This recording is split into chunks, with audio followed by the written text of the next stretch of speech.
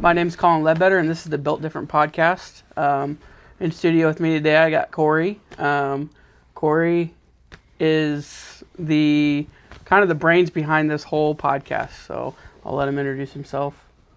Brains is a very kind thing for you to say.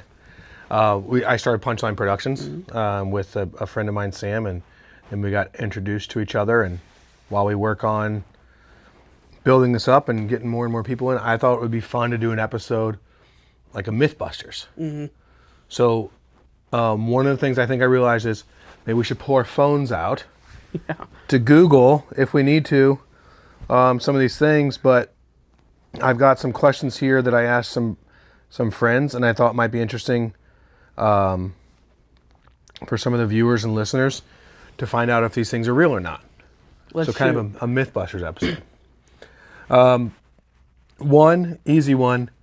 Do all police officers in fact love donuts? I would say most people like donuts, but yes, I would say most police officers do like donuts. So by proxy, yes, everybody likes donuts. Yes, coffee and donuts. It's a big thing. Yeah. Oh, is there places where you guys can get free donuts and coffee? I'm sure there is. Don't you guys have a deal with QT?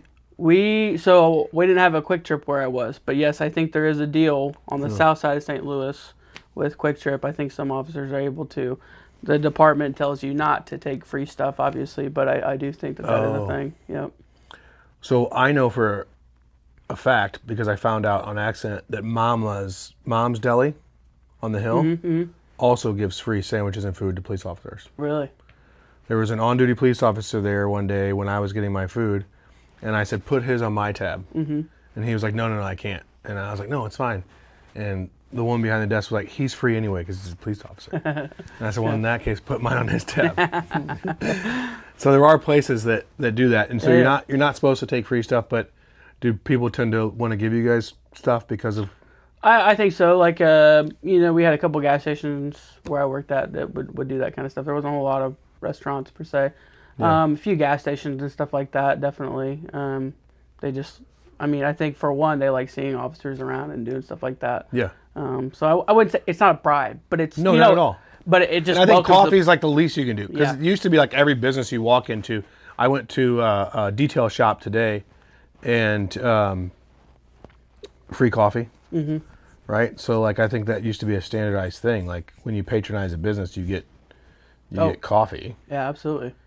I want to give a shout out to that detail shop too, because it is.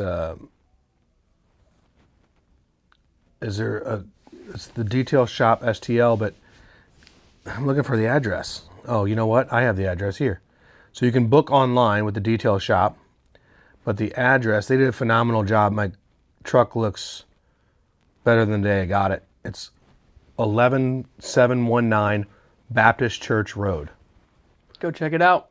Go check it out for sure. They did an awesome job up there. But free coffee when you go in. Yeah. That's how you keep customers. It's a loss leader. Absolutely. And I think coffee just, you going in there just helps the conversation flow too. If you're going to talk to someone or something. I work at a car dealership now in Vandalia, Illinois, and, we have free coffee there. So I think it's definitely. Is Vandalia named after the onion or vice versa? Or not at all? I don't know if there's any relation or not. I know there's a bunch of stuff about Abraham Lincoln because he was around the Vandalia, because Vandalia used to be the capital of Illinois way back when. Is there a statue over there of him? There is. Like sitting? It's near a dentistry school or something? Is there a dentistry school over there? I might be getting my locations mixed up. No. But I think we do have there's a statue of him downtown, him sitting on a park bench. Yeah. Yep.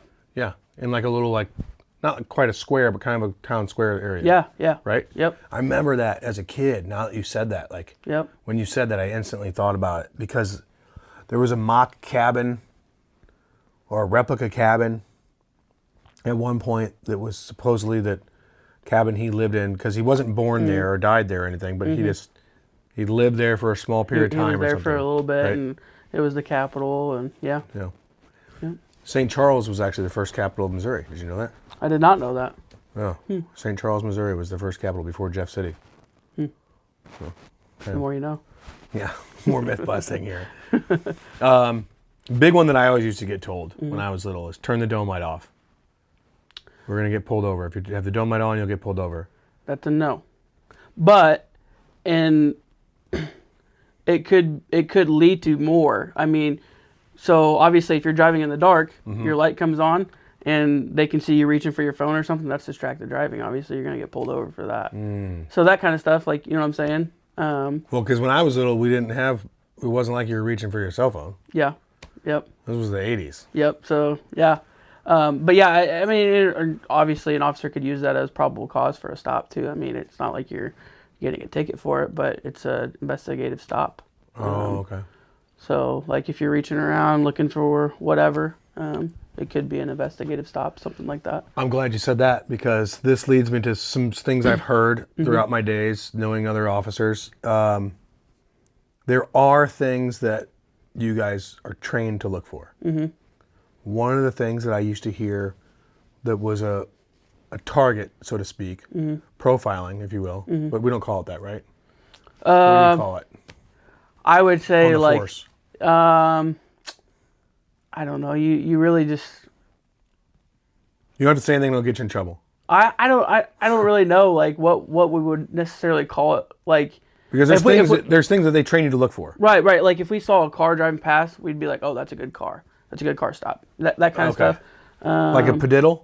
Yeah. Like. Did you ever know what a padiddle is? I don't think your generation calls it that. Car with one headlight. So back in the day, if you saw a padiddle, you'd be like, padiddle, and you punch your buddy, kind of like a sled buddy. Yeah, I mean, yeah, exactly. So like that might be something. But it would be a number of different things. Like, you know, you see nowadays, and this is anywhere, this is across the board, even in a small town where I live, you know, tinted windows, he's got a busted headlight, and, you know, he's got his windows cracked just a little bit. I mean, that's... Now, windows cracked despite the weather? Yeah, I would say despite the weather. I mean, if yes and no. I mean, it could be anything. And like I said, if he's got a front headlight out, there you go. There's a stop. But... Now, windows cracked versus windows down, is that a thing? Not necessarily. I wouldn't think so. 9 times out of 10, if you're going to light a joint, you know, you're just going to crack the window. But like I said, nowadays, like, it's not even really a thing, like, to pull someone over for weed. It's just not. Everyone smokes weed. So. But DUIs, now I know like back in the day, drinking and driving, one of the techniques to keep yourself focused or awake or whatever was roll your windows down. That was, So it might be a good indication of like they're up to something, right? Could, yeah. If your windows are down, especially like after a certain time of night. And I didn't necessarily dig into that kind of stuff as much working in the city, you know, like maybe South Cities type stuff. But yeah, we didn't really focus on drinking and driving as much on the north side just because there was just a multitude of other things that were going on that was much more dangerous than a guy driving down the road drunk. Now, if a guy's swerving in front of me, obviously I'm going to pull him over and figure something else out with him. But yeah, so. Other one that I used to hear is ball cap. If there's multiple people in a car with ball cap on, that's a target car. Yep, hiding faces, anything like that. I saw a lot in my career. Masks were a big thing. They would have them pulled over kind of like a ball cap, but it was just odd, you know, like they're just trying to hide their face. But how did that go during the pandemic? Because now, like, yeah, exactly. Now so people are wearing masks. That was a big thing. So now, even in the inner city, a lot of people like to still wear masks, and they'll kind of like put them around their chin, and then, you know, the cops come by, they pull them up a little bit. It's just kind of a thing now. So after the pandemic, masks kind of became a thing, and people do wear them a lot. So surgical masks, anything like that. That's pretty wild. So one that somebody just asked us out there that I had heard before also, is it illegal to drive barefoot?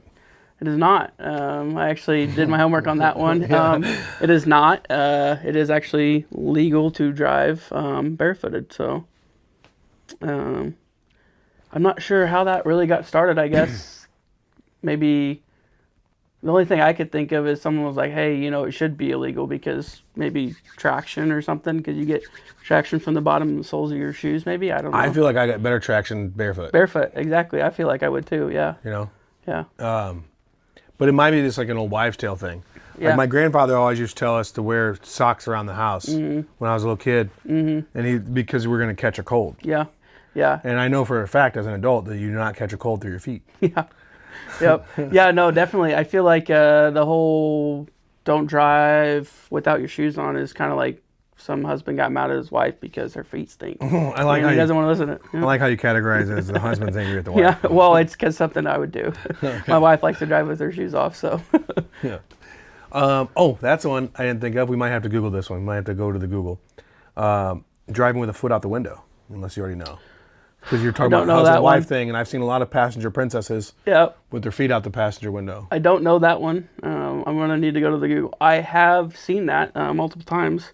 I've never stopped someone for it, though. Well, then maybe it's not. I mean, if you're not stopping people. How would you even Google that, I guess? Is it illegal to drive with your feet out the window? That might be misconstrued, though. Because I know it... you can't hang out a sunroof while driving. Right.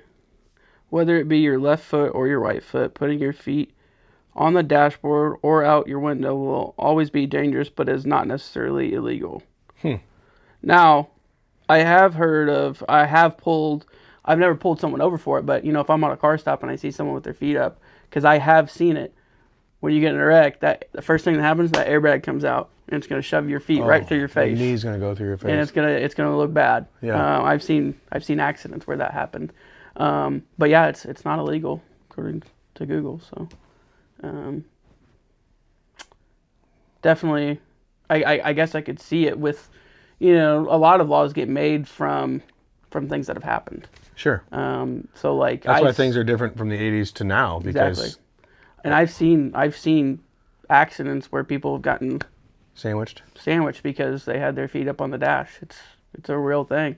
And it destroyed their legs. I mean, they're probably in wheelchairs now. I don't know, but yeah. It pretty much broke every bone they had in their legs. So that's pretty wild. So when you say that too, I always think about like growing up in the 80s, we had very little restrictions. Like caves weren't fenced in. You could go explore caves. Slides were made of metal. Everything on the playground was dangerous.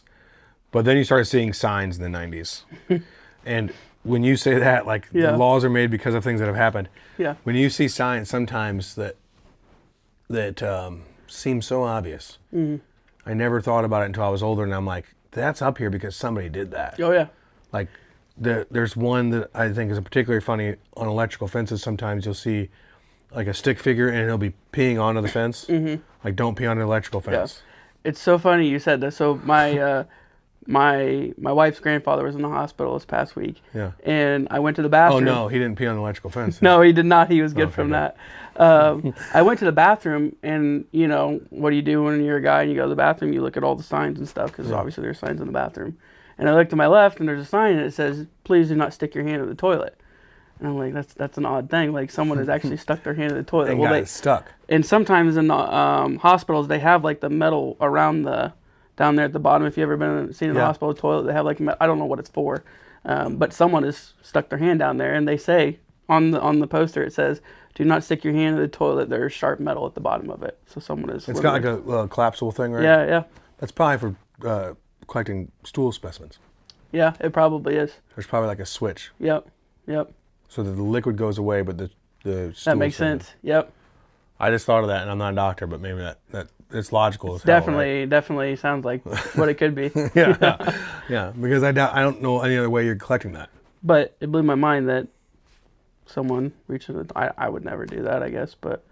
Yeah, I'm not reaching in the toilet. I saw a video once of a girl who dropped her phone in a porta potty at a concert or a music festival or something, and she reached in to get it. See, and there's like so many like different things that you could, like, and you could even like, if you just, that type of situation, if you just stop, take a step back, and you're like, okay, maybe I could step out of this porta potty, go find a trash bag. Some sort of tool. Yeah. But nope. Something to help you. But nowadays, we got to have our phones, so people just do that kind of stuff. Can you get in trouble for calling the police for non-police related issues? Yes, you can. Like false 911 calls and stuff. Especially, Now there's different circumstances. Yeah, because what if I think I should have? Yeah, exactly. But if it was like a malicious, like, oh hey, let's be distract funny, the cop. Yeah, and definitely, and it's actually become a thing now, like swatting incidents and stuff like that. People will. I've even seen it, like I haven't seen it personally, but like on the news and stuff where kids calling will be in bomb threats. Kids will be like playing online, like Call of Duty or something, and call it on the other player. So then they'll show up at their house, and to distract the other player from playing. Yeah. Like heck of a way to distract somebody. And you're taking those assets off the streets where they need to be.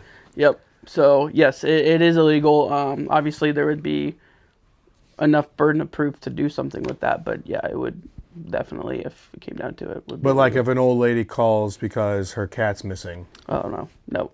I mean, obviously, yeah, there's different circumstances, but no, that wouldn't be anything that we would pursue.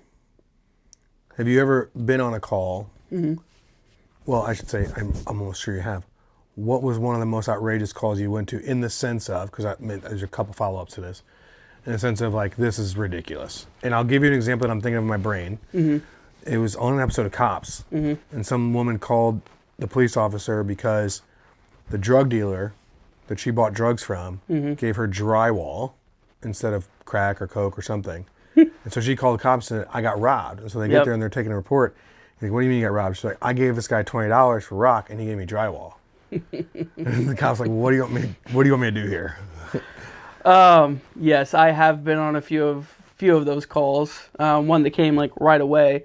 I was actually out of school. I'm not gonna throw out names or anything, but there was a officer in need of aid call, and we went to this, in that type of situation, a lot of officers go, usually everyone from the city if they can, if it's that serious, because normally officers will get there and be like, hey, we need more cars, we need more, and it just keeps going until we stop. Well, it was out of school, and I keep hearing, like, we were a long ways out, so we just started heading that way, and I just keep hearing, like, people say, hey, we need more cars. I'm like, it's a school, like, it's kids, like, what are we doing? And so we get there, and it was just utter chaos. Kids are fighting everywhere. They're all out of their classrooms. This is a big school. And so come to find out, like, I didn't find out for a couple of days, but come to find out, it was literally just two kids fighting over a girl. And somehow that just erupted the school into utter chaos. Where it just took frenzy. I mean, there was multiple EMS units, fire units there to take care of these kids that were all beat up and stuff. And like, I would say there was easily 30 some cop cars out in the streets out there. Like, so a one-on-one fight turned into multiple people fighting. Yeah. Yep. Just that quick. So testosterone that goes through you when you're a teenage boy, I tell you. Yeah. It's obviously can do a lot. The other one I can think of, I'm trying to think, let's see. I've seen a few where people will, they'll try to report their car stolen because their boyfriend or someone took off and they're mad at their boyfriend and stuff like that. I've seen multitude of them. That always happens. Trying to think of something else. Any kids ever call the cops on their parents for doing regular parent stuff? Yes. Yep. They try to call, their kids will get a hold of 911. They'll say, hey, my mom's been beating on me. We go there, have to do a report. The saddest part about that is by law, we then have to, no matter what we find, we still have to notify DCFS. So then they're going to conduct their own investigation. And that's it. And that kind of gets into like the gray area of like, all because that kid at an adolescent stage has gotten mad at their parents. And so now all these people are involved and parents are probably embarrassed. But yeah, I have seen that too. Just from like a general spanking? And the kid gets upset or something? Just a general spanking. Have you seen, like, took away my PlayStation? Mm-hmm. Yep. The two that I can think of, one, he was not allowed to go to a basketball game with his friends. And then the other one was just a spanking, and the kid was probably 8 or 9, and she's like, I haven't spanked him in years. But he came home, and he was running around with his friends at night, and he came home when I just swapped him. And I said, sounds like you did the right thing. Yeah. But yeah, those are the two instances that I can think of where the kids then called 911 and said that their mom was beating on them or being unfair and locking them in their room. So. Right. Just doing normal parent stuff. What about, so that leads me to the next thing, because nothing, I don't think there's many things on this planet more despicable than beating up on a lady, but has there been domestic dispute calls that you've been on for things that they shouldn't have been called? Like, yes. Like maybe a wife breaks a husband's TV, or a husband takes the keys from her car or something. What, like. Yeah, I've been on a fair amount of those. 9 times out of 10, it always comes down to someone's mad at someone for doing something. Someone stepped out on the other one, or what have you. There's always a root source of why they're pushing so hard to get something done. It's never like as clear as what the 911 tapes like, because in a lot of those domestic situations, it's funny because as soon as one partner starts calling, the other one's calling. So then you got these 2 911 calls coming in, and it sounds like someone's dying. Right. Oh, he's doing this, or he's holding me down, and blah, blah, blah, blah. And then you get there, and they're both on opposite sides of the house, and we're like, okay, was this necessary? Like, I just had to drive lights and sirens here. I could have, finished my lunch or something before I came here. But, yeah, those happen all the time, too. It's kind of crazy. I had a situation like that happen, actually, sort of.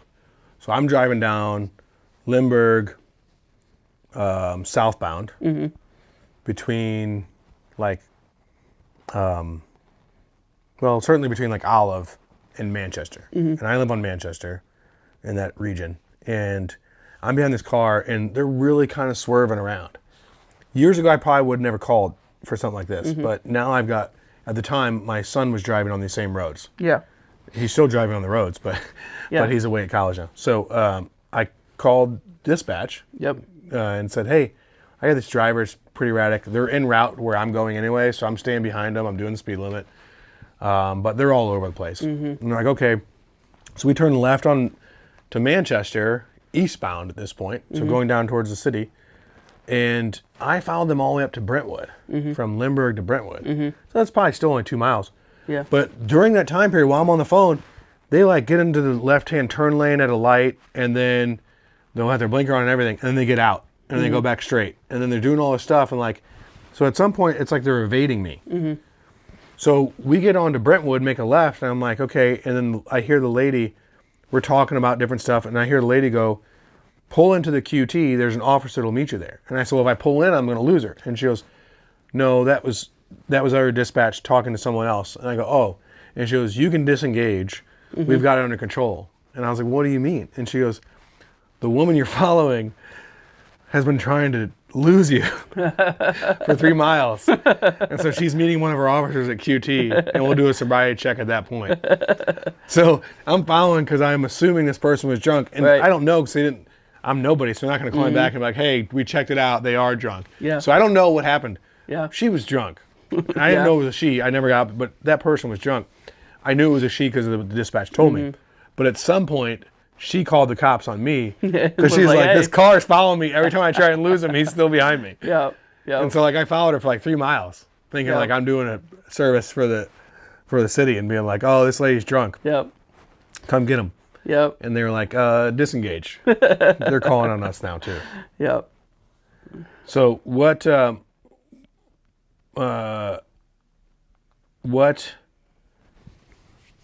would be, you'd say, your craziest traffic call? As far as accidents, or without getting too much into things. When I was pretty young. I don't know, I probably was 22, so I only had 2 years on or so.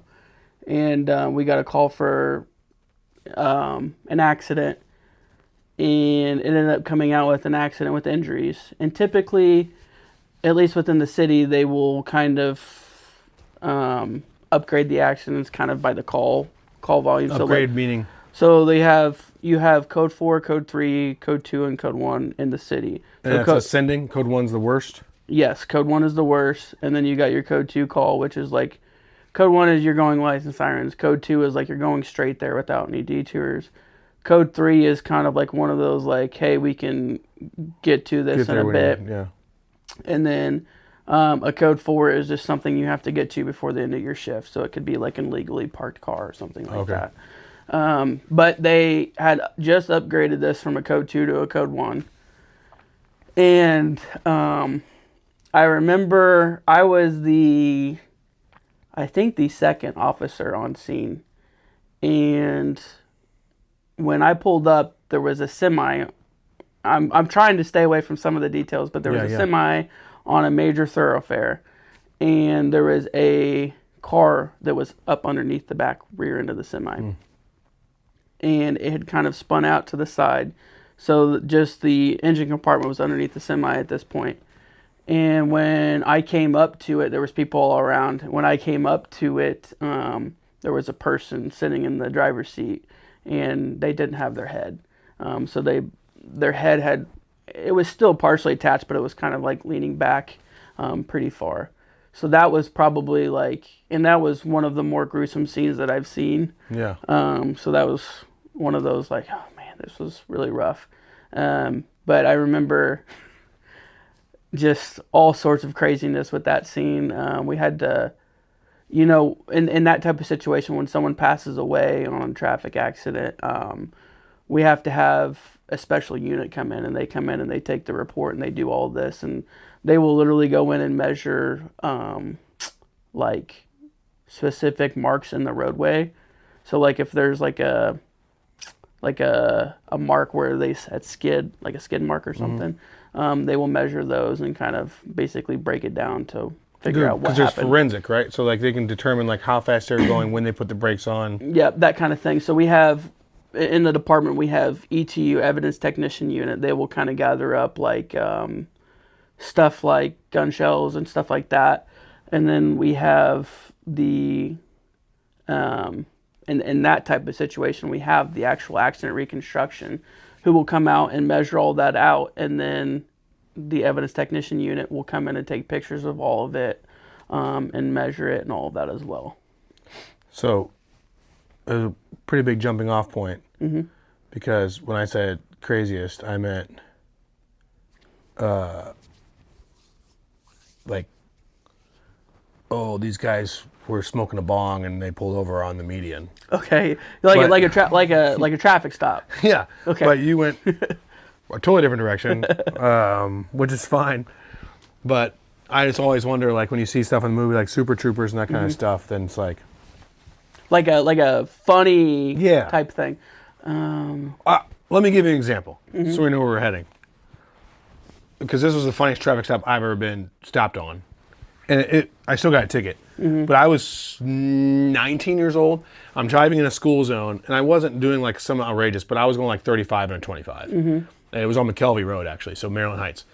And as I'm driving past the school, I look over, and I make dead eye contact with the police officer that's in his car, and he looks right at me, and he goes to pull out. So before he even pops the cherries on, when he pulls out, I just pull over. I know he's coming after me. Yeah. So he doesn't even bother turning the cherries on. He just pulls in behind me, and he walks up, and I'm looking at him. As he's walking up, he's laughing. And I roll my window down, and he goes, I guess you know you're speeding. And I'm like, yes, sir. And he was like, okay, well, I'm going to write you a ticket, but, you know, be careful coming through here when you're doing that. There's kids here. Yeah. And he goes, and you look like a kid yourself. But he still wrote me a ticket. But he laughed and was kind of like, just be careful. Like, he didn't do anything extra. He wasn't being a jerk about it. But we both were kind of laughing at each other when he pulled up, because it was the middle of the day. Like, I was dead sober. It wasn't anything. It was just, I looked at him, he looked at me, and I was like, ugh. And I just pulled over, and he was just laughing. Yeah. Comes up and gives me a ticket. So that kind of sucked. So craziest, it's kind of crazy, kind of funny. I'm sure it wasn't for the people that we pulled over. See a car, he's swerving in and out of traffic. So we speed up to it, catch up to it, pull the car over. And as we're walking up, I can clearly see it. I can't really see what's going on in the back seat. The driver is just utterly like ticked off. Like, what are we doing? You know, he's throwing his hands up and stuff like that. And we get up there, and I think I was on the passenger side. My partner's like, hey, you know, I'm officer such and such. I just wanted to talk to you. you were swerving in and out of traffic, speeding and stuff like that. And he's like trying to shut him up. The driver is. He's like, no, like listen. And as I look down to see what's going on inside the vehicle, there's a lady laying down in the back seat, and I'm like, okay, there's something weird going on here, right? So I knew something was weird, so I started to open up the back door, and she just starts screaming, and I'm like, what is going on here? Start to realize what was going on. She was pregnant and having her kid. Oh. So I start like, okay, I'm switching off of officer mode. I'm trying to figure out like, now. hey, they taught this in the academy. I can figure out how to deliver a baby. My partner's getting on the radio. He's like, hey, we pulled this car over. They're getting ready to have a kid. We need EMS. Luckily, there was a firehouse right around the corner. But I'm like preparing myself, like I'm going to have to help give this baby, or we're going to have to do something. Like we're having a baby. Right. Because, we were, even by lights and sirens, we were probably still 10, 15 minutes out from the hospital. Oh. And she was much closer than that. And so I'm preparing myself.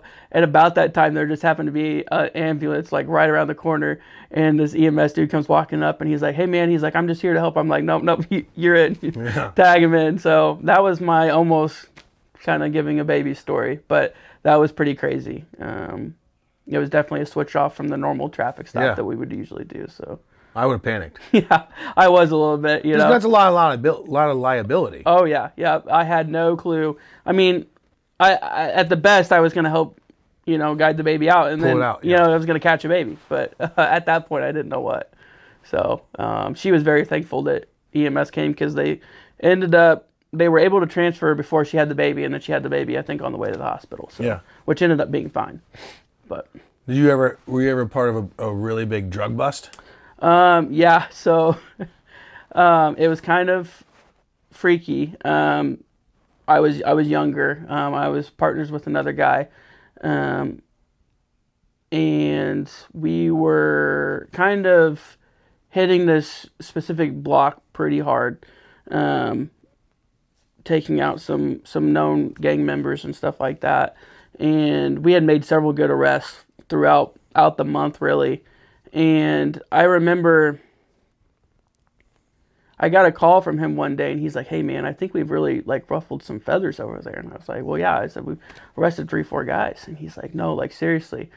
And I was like, what do you mean? He's like, well, we'll talk about it. So I got to work that day, and he's, like, telling me all this stuff. And he's like, well, so I have this buddy, and he's kind of gotten some wind that there might be some sort of plot. And I'm like, what do you mean? He's like, well, they know that there's some officers from our station that are kind of busting down on drugs in this block, and they're putting out a hit on us, basically. And I was like, well, that's kind of crazy. So it kind of just started spitballing from there. We got a hold of some of our people from our department, some of the drug guys and stuff like that, and some of the feds got involved. And it ended up turning into a pretty big thing. And I think when it came down to it, there was over 20 some arrests and stuff like that. It was pretty much, at this point, it was out of our hands at that point. Yeah. Like we were just along for the ride. Like, hey, we're just watching. Like, yeah, we were the officers, but it was kind of crazy to see. And that was kind of the cool part too, was the seeing all of these different. Because I mean, once everything was said and done, the U.S. Marshals were involved. The DEA was involved. The Secret Service was involved. So a lot of people don't know this, but Secret Service ended up, like, they handle currency and stuff like that. Okay, yeah. So, like, there was counterfeit money found, so the Secret Service got called in and they handled some of that. So it has nothing to do with state lines or anything else. If there's currency involved, that's a Secret Service thing? Yep. So that would be Secret Service, and then Homeland Security was also involved.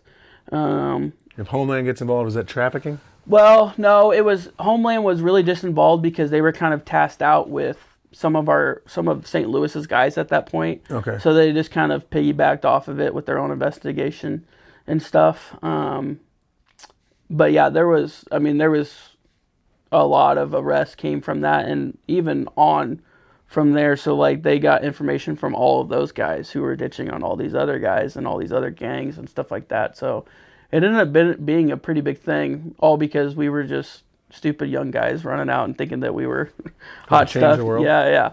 And we were actually gonna get ourselves killed probably. But In over your heads a little bit. Yep.